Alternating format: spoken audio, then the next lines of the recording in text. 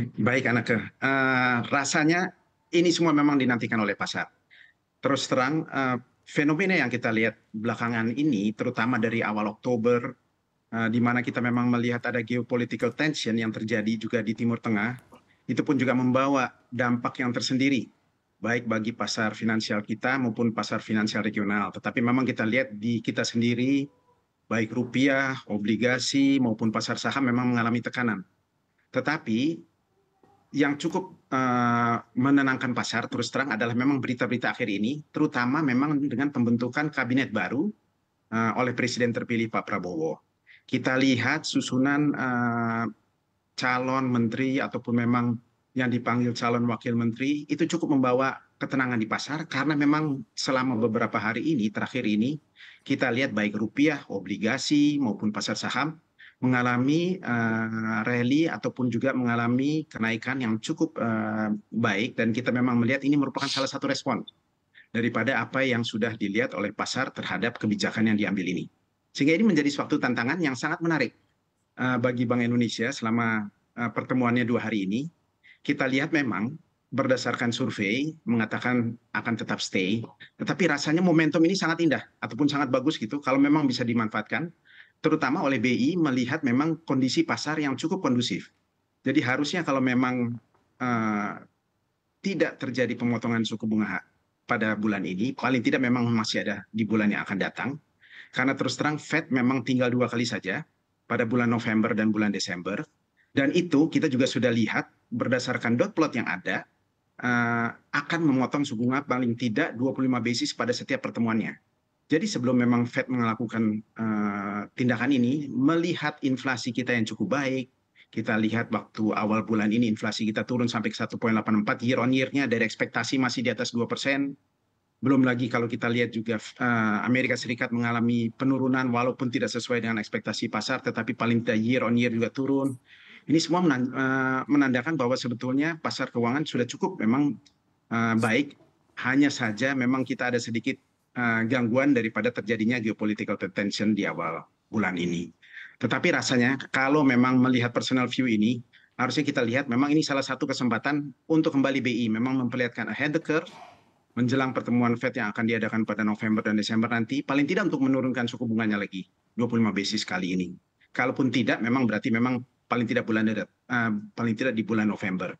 Tetapi kalau memang melihat pasar yang sudah merespons cukup positif, belum lagi memang momentumnya ada, pada minggu yang akan datang kita akan melihat kabinet yang terbaru terbentuk, harusnya ini merupakan salah satu momentum yang harusnya juga dipakai oleh BI, paling tidak lebih memberikan comfortability, paling tidak untuk pasar, melihat kondisi yang ada saat ini, paling tidak untuk memotong suku bunganya untuk 25 basis di bulan ini juga begitu sih. Terima kasih. 25 basis point hingga akhir 2024. Kita akan beralih ke Pak Aldian. Kalau ekspektasi dari Anda seperti apa?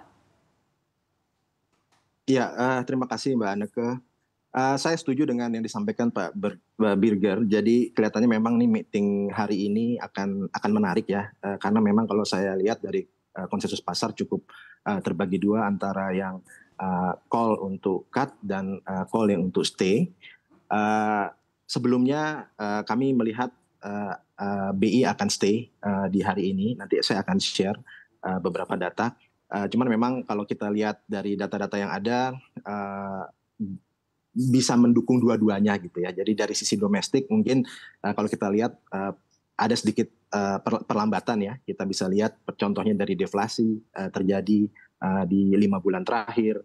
Kita lihat PMI Manufacturing Purchasing Manager Index ini juga menunjukkan aktivitas manufaktur mungkin sedikit melambat gitu ya. Jadi ada yang bisa data yang menunjukkan pelonggaran kebijakan moneter harus segera dilakukan, tapi di sisi lain dari sisi pandangan kami ada juga masih menunjukkan kalau kebijakan moneter harus tetap dijaga cukup prudent gitu ya. Salah satu alasannya karena lebih dari sisi eksternal, di mana kalau kita lihat nih Mbak Anneke, beberapa bulan terakhir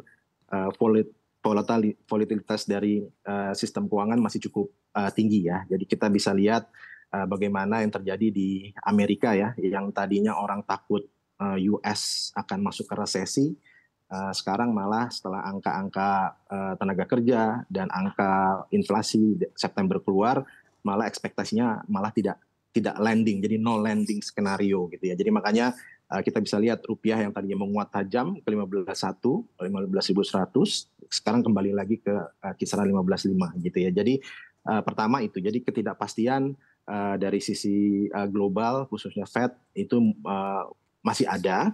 Hal ini terrefleksikan kepada suku bunga US Treasury di Amerika yang masih cukup tinggi. Jadi kalau kita lihat 10 tahun US Treasury kembali ke atas 4% lagi.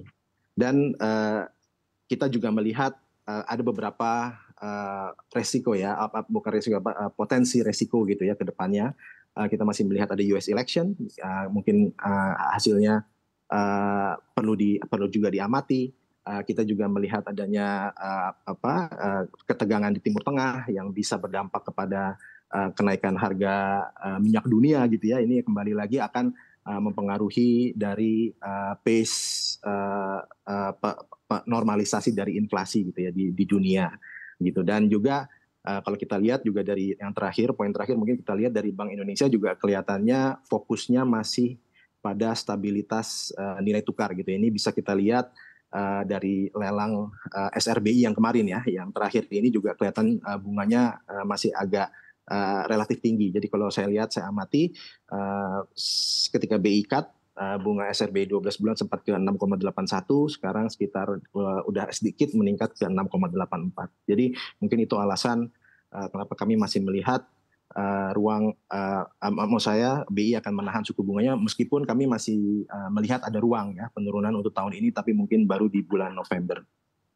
Baik, sebelumnya The Fed mengisyaratkan masih akan ada 2 pemangkasan lagi masing-masing 25 basis point di sisa 2024 ini. Artinya dengan situasi yang berubah saat ini, apakah menurut Anda ini masih akan mungkin terjadi atau mungkin tidak akan ada sama sekali, Pak Aldian? Kita masih melihat Fed akan memotong suku bunga tahun ini gitu ya. Call kami sebenarnya masih cukup besar ya, jadi 75 basis point tahun ini dan sekitar 125 basis point tahun 2025.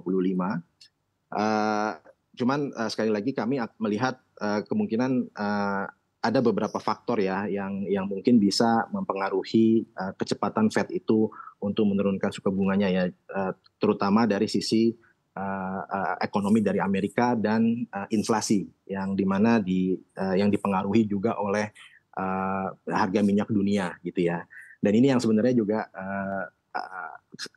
salah satu concern gitu ya, karena dengan adanya ketegangan di Timur Tengah, dan Timur Tengah ini merupakan supply juga ya terbesar dari minyak mentah gitu ya. Jadi ini yang berpotensi untuk memicu kenaikan harga di minyak dunia.